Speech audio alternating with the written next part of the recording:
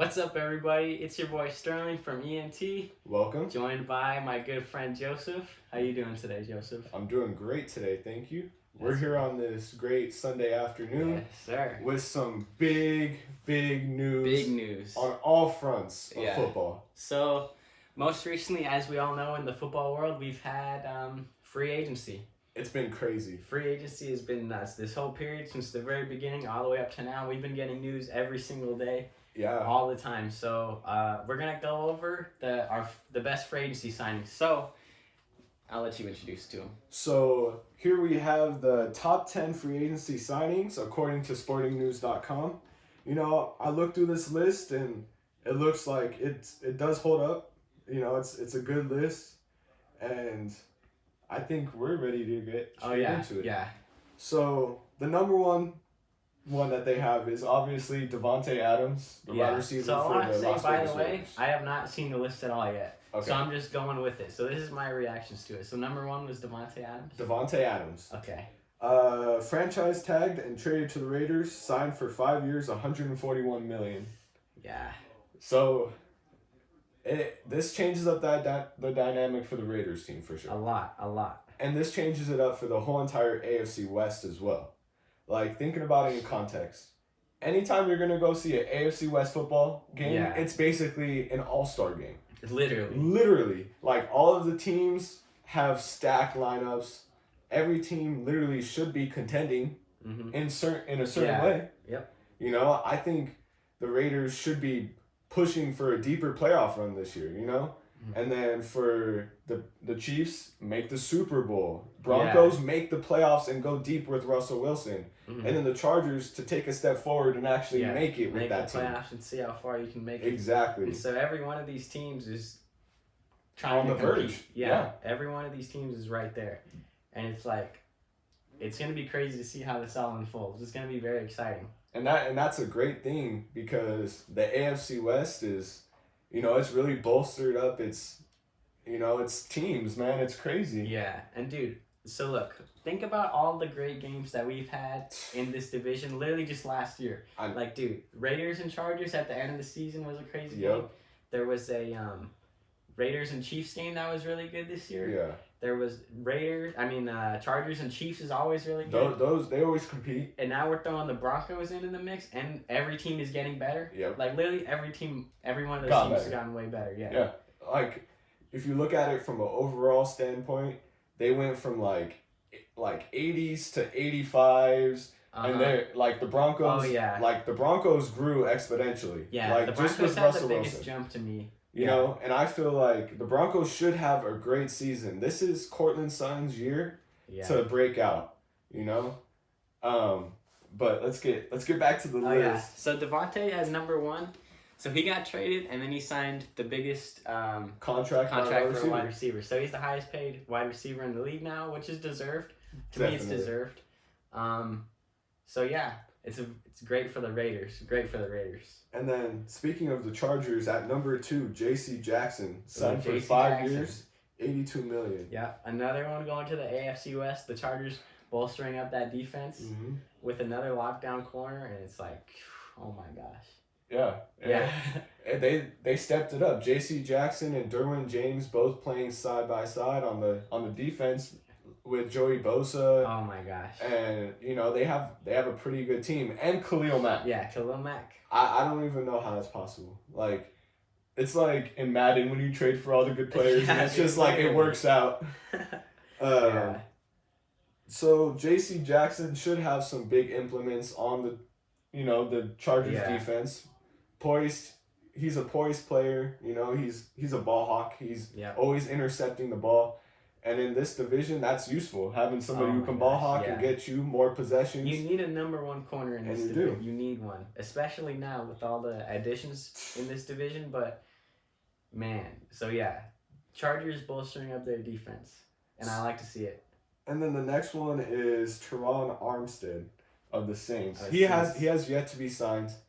It's more his price tag. It's kind of high. So teams are kind of waiting it out for now. Yeah. But you can expect to see him signed in like the coming days. I'd be surprised if he goes much longer without being signed. Yeah. for number 4, Chris Godwin of the Buccaneers. So he was first franchise tagged. Yeah. And then he was re-signed for 3 years, $60 million. So is here number? Are you taking him over Mike Evans next year? Ooh, for fantasy purposes. For fantasy purposes. Okay, for fantasy purposes, him over Mike Evans. Ooh, that's a hard one. It's a debate, dude. There's a conversation there to be had. So the cool thing about this one is either you can side with Chris Godwin or Mike Evans, and you both have super strong arguments. Like if I were to say Mike Evans, like it's one or the other. Yeah, it's like 1A, 1B. Like they're super close. Yeah. And you could say like, you know, Mike Evans is a little bit more of a touchdown threat. Yeah. But when it comes down to it, Tom Brady is going to spread the wealth, dude. He's never one that only focuses on one receiver. And usually it's like if he doesn't see one route, he's immediately going to the next one. And, you know, if one isn't open, then that means 2 is open, and that's Chris Godwin. Yeah. So. And I forgot who else they just signed another wide receiver who's he's gonna be like Russell Gage. Russell Gage, yeah. So Russell Gage is a good wide receiver 3 definitely. for that team. A slot receiver. Yeah. And he's taller. And then he's able to, you know, with that run and gun offense, you know, it's just you have your players run deep, you let it develop, and then there's always usually someone open down in the slot. Especially with the talent that they have. Exactly. To number 5. Von Miller. Number 5. Signed with the Bills for 6 years. $120 million. So that's a lot of money, and that's a lot of years. It's a very big contract for Von Miller, who's already kind of an older player. That's steep, bro. And it's a lot. I think, like, it's crazy to think. I wouldn't think anybody else would offer something like that to Von Miller. No. Not that Von Miller is a great, great player. I agree. But just at this age. 33. Yeah. Or 32. Yeah. And so, at this age, a 6-year contract for $120 million, it's a lot, and but Von Miller is a great player, so it's like they're gonna get better. Yeah. This is gonna make them better, but as far as like a cap situation and further in the future, that's what I'm thinking. Like, imagine 4 years down the line when all these players are getting paid on this team, and then Von Miller is gonna be cut. Yeah, that's honestly what happened. Like year 5, you're getting down in the contract.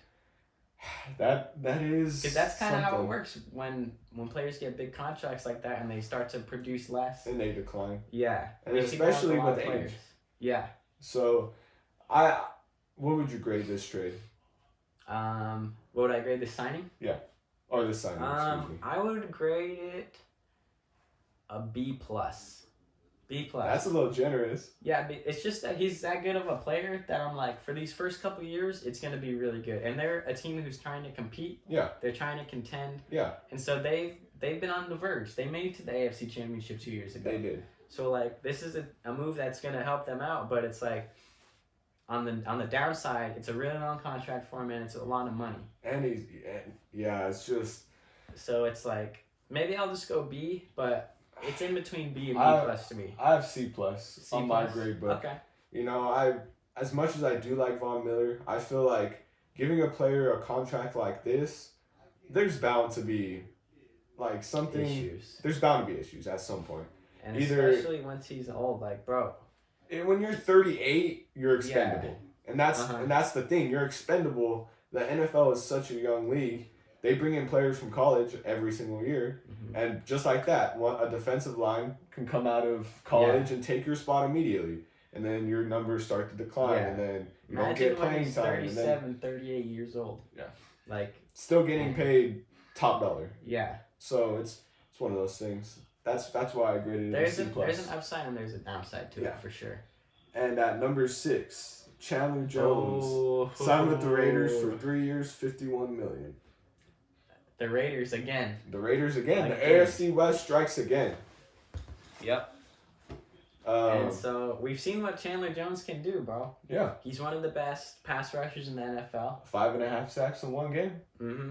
And he's crazy. That's insane. It is. And for the Raiders to add this on their defense, it's crazy. Especially when you have the quarterbacks that they're going to be going against. Exactly. So you're going to need a pass rush, and adding Chandler Jones is a great move. It's...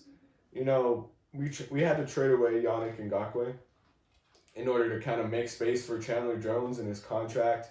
And, you know, it sucks giving away Ngakoue because he's a great player. Yeah, he's a good, yeah. And he's versatile. That's a good thing about him. But the only problem is that doesn't really fit in the scheme that the Raiders are going to be running next season. You know, they need someone who's like more like straight to the passing game and is straight going for sacks. Yeah. You know, Ngakoue is sort of versatile. He's fast, and he's like someone you can put on the edge and make sure nobody scrambles out, you know? Mm. But Chandler Jones is just a straight edge rusher. Yeah. And that's what makes him like lethal. Yeah. And that's what puts teams on their heels is Chandler Jones always goes in. One thing. Yeah, and that's but he's great at it. He's great at it. He's top great. Tier. Yeah. Because he just breaks straight through the line of scrimmage, and it's like, there goes Chandler Jones. Before the quarterback can even like start to get into everything, there's Chandler Jones right there for the sack.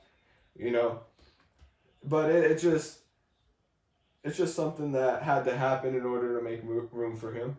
You know, Ngakoue goes to the Colts, and we get Rock Ya-Sin, who's a great man coverage corner, and you know, sometimes it's just trading one thing to try to gain another. Yeah.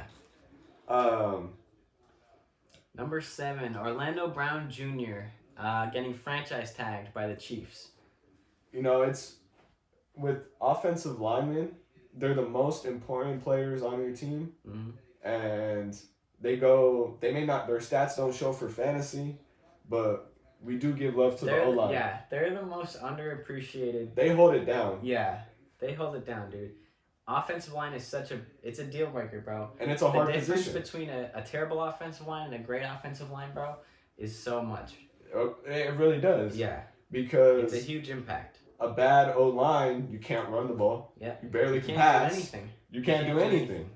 So when you have a good one, it pushes the line of scrimmage forward when you run the ball. And then they pass protect, and they let you get through your progressions and make the right choice with the ball. Yeah. So it's one of those things. The Chiefs franchise tagging him means that they're probably going to give him some sort of extension in the near future. Yeah. Whether it's it's the start of this season or the end of it. They'll probably try to make their move I think they're going to eventually bring him back long term. Because he's been a big part of that offensive line. He's a good fit on that team. He is. Because he's a great offensive lineman. I watched him on the Ravens for a couple of seasons. Yeah. And so he's a very good offensive lineman. And for the Chiefs, like even just franchise tagging him is a good move because they're keeping him around a little longer. But just trying to get that extension done, keeping him as long as they can. That's important. Yeah, it's important. Because he's a great fit on that team. Definitely. So, number 8. Okay, number 8, another AFC West team. Mike Williams re-signing with the Chargers for 3 years and $60 million. That's a big contract. It's a big contract for Mike Williams. Yeah, he got a payday. That's for sure. Yeah, he did. He walked in there and he's like, you know what, give me $20 million a year and then I'll resign. Yeah, $20 million a year for Mike Williams. He's a good wide receiver. Yep. I think his contract is sort of limited to the Chargers. I think they're the only ones that would really pay him. Oh yeah. $20 million. Yeah, I don't think any other team would pay Mike Williams. Personally, I think Mike Williams is more in like the 15 to, 20 is generous. Yeah, 20 is generous. 20 is 15, generous. 16, 17, 18. That's my 17. range. I would give him 17. And 20's pushing it. Yeah, that's like top tier receivers, I'd say. Like a DeAndre Hopkins, Devontae Adams, Cooper Kupp. Like those Christian Kirk. Let's go Jaguars. Christian Kirk. $21 million. I know, it's a lot of money for Chris. Dude, we're talking about a lot of money for Mike Williams. That's a lot of money for Christian Kirk, bro. Bro, what the hell? Oh my gosh, bro. What is that? I thank you for bringing that up because that would have gone unnoticed. Oh my god. That would have gone unnoticed. Christian Kirk. So look, let me talk about this for a quick second. I understand the Jaguars, they're trying to push forward, they're trying to make moves to get better and actually progress, bro. We haven't seen this franchise make progression in years. Part like what, like 10 years? Since they had a little run with Blake Bortles. But that was like so short-lived. But that was like a year and a half period. Yeah. Literally. And so ever since then, it's been nothing. And so I understand they're trying to push forward and make moves to get better. And Christian Kirk's a good young player to have. Like, he's a good player to be on that team. But for that much money? I think they could have signed him for a lot less. A lot less. A lot less. They way overpaid on that one. And it's like... I mean, I know they got money to throw around, but you don't got to throw it around. Bro, go get Russell Gage. Russell Gage was available. There's players out there who were available. Like, obviously, Christian Kirk's better than Russell Gage. But paying Russell Gage that much less... I'd say he's only getting like 10 million. 10, 12 million. Yeah, 10, 12. I'm pretty sure that's around his range. And that's one of those things. That's a $10 million difference. You know, literally. Christian Kirk is a good, but is versatile... $10 million better than that? No. And there's other wide receivers who are out there. It's facts. Allen Robinson. Yeah, Allen Robinson. You could have gone with that one right there. And so I understand bringing in a player like Christian Kirk. I really like Christian Kirk. I do too. I really do. And I like his fit on the Jaguars as he's probably going to be their number one receiver. And I feel like he could have a breakout fantasy. He could. We've seen him have some games here and there. I'm not like he's a very good player. And he's shown a lot of promise. And he's young. Yeah. And so that makes sense for the Jaguars to bring in a player like him. But not for that much money? You know, it's not... They definitely overpaid him a little bit, but... It's not like they have anybody else that they have to pay, honestly. No, their other team... The rest of the team is just cheap, and it's... You know, that's why they had so much money this offseason. The roster that they have is like, just... dude, all their players, like Trevor Lawrence, rookie contract. Yeah. Travis Etienne, rookie contract. James Robinson's on an undrafted free agent contract. That's crazy. Yeah. So it's like... They're straight up just... They're chilling. So it's like, they could do that, bro. Yeah, they could do that, but it's like, what are you doing? Like, you don't have to do that. Back to the list. Number 9. Back to the list. So Jesse Bates III. Okay, number 9, Jesse Bates III, franchise tag by the Bengals. The Bengals definitely wanted to bring him back. Yeah. That was a big key for their defense last season, Jesse Bates. They really did want to bring him back. And then if that meant franchise tagging him, that meant franchise tagging him. You know, he really did hold it down for the Bengals last season. Mm-hmm. You know, the defense was a big reason why they got how far they did. You know, a lot of people are going to say the offense was super firepowered. But, you know, their defense still held their own. Yeah, their defense held their own in a few games. Yeah. They had some shaky games, but for the most part, they held it down. Yeah. Especially towards the end of the year. Yeah.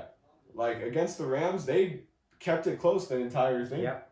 Like, it was within one possession for most of the game. And that it speaks for the Cincinnati Bengals defense, holding back the LA Rams for that long. And think about the teams that they held their own against. The Chiefs in the AFC Championship. Facts. And they played a lot of really good a lot of good offenses this year. Yeah. And we've seen what they did. Yeah, they beat up on a good amount of teams. Yeah. So, you know, Jesse Bates, I'm sure that Cincinnati is going to keep him around long term. I'd be surprised if they let him walk. Because he seems to fit well in Cincinnati's scheme. Yeah. And he's playing at his prime right now. No point in letting him go, if you ask me. Mm-hmm. This one's for you right here. Number 10, Marcus Williams signing with the Ravens on a 5-year, $70 million contract. So this makes me very happy. Very, very happy. Yeah. Because when you watch the Ravens play football last year, think about the moments that you remember for last season from the Ravens. You remember them getting beat by Jamar Chase. Yeah. Right? And getting beat by Zay Jones over top. Uh-huh. You remember getting beat by all these teams over the top. Literally. Yeah. And for us to bring in a safety like Marcus Williams, a ball-hawking safety, we haven't had a good safety like this since oh my goodness. I mean, Earl Thomas in some of his early games was really good, but his Ravens stint was so short. That's the issue. Eric Weddle was good for periods of time. Yeah. And so, but we've needed a safety like this for a long time, and to bring in Marcus Williams, it's a great signing for us. Yeah. It's a great signing.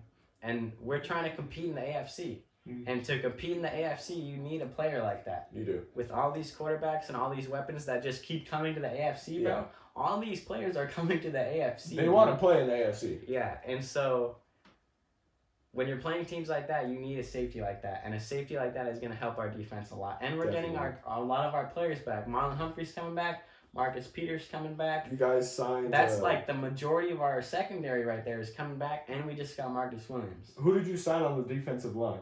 On the D-line. We got Michael Pierce. Yeah, that's right. So, and we signed Zadarius, but then we didn't sign Zadarius Smith. I don't know what happened with that. I guess it was just false information or something. I don't even It said that he backed out. Yeah? Yeah.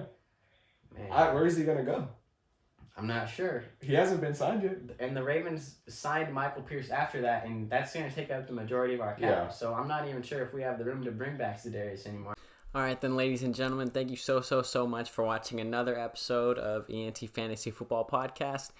Unfortunately, we had some technical difficulties on the end of the episode, and we didn't get our last couple numbers done, but that's all right. Thank you guys so much for watching. Expect a lot of content coming up here in the next few weeks. There's so much going on in the NFL, and thank you guys so much for watching this video. Go down below, like, subscribe, comment, all that good stuff. Comment what your favorite signing or trade was so far in this free agency, and thank you guys so much. We're out of here.